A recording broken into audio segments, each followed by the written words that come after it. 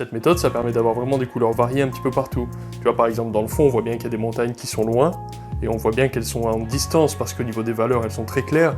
Et en fait, quand tu te rapproches, tu te rends compte qu'il va y avoir du bleu, du jaune, un peu du vert. Bon, aujourd'hui, vidéo ultra simple, juste 2 minutes pour partager mon approche pour le mélange des couleurs. Donc en fait, tu veux faire de ta palette un champ de bataille avec un côté chaud, un côté froid, et au milieu de ça, lorsque les deux vont se rencontrer, tu vas avoir une zone de désaturation proche du gris, avec tout un tas de variétés de couleurs, et c'est là que tu vas piocher. Il faut que ce soit varié, de sorte à réussir à faire un truc qui soit vivant. Et moi, j'aime beaucoup prendre quelques couleurs que j'aime bien, et tout simplement les massacrer gentiment entre elles, sans trop les mélanger, et en gardant des variations bien nettes. Et voilà, et après avec mon pinceau, j'ai plus qu'à piocher dans les parties qui sont plus ou moins vertes. Alors après bien sûr tu peux mélanger plus ou moins, hein. Ça c'est toi qui décides, mais le but c'est pas de faire un pâté uniforme, le but c'est de garder comme ça ces variétés.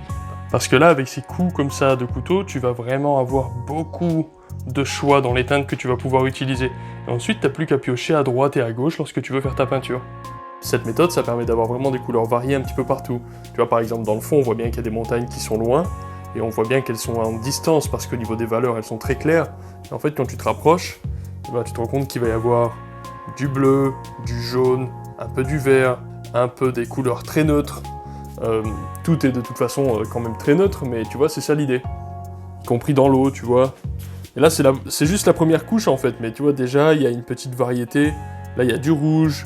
Là, ici, on a du bleu un peu plus turquoise, on a un peu du vert, là, on a du marron qui sort de la fumée. Tu vois, là, j'ai à peine commencé ce gros bateau, et on voit qu'il y a des variations de froid, il y a des variations de chaud. Je fais pas à chaque fois un nouveau mélange, ça serait trop compliqué, ça prendrait trop de temps, ça servirait à rien. Tu vois, je fais des trucs comme ça, et ensuite je pioche où ça me chante. Et ça va donner comme ça une peinture assez riche au niveau des couleurs, mais du premier coup, sans avoir à te casser la tête à mélanger tout un tas de teintes différentes.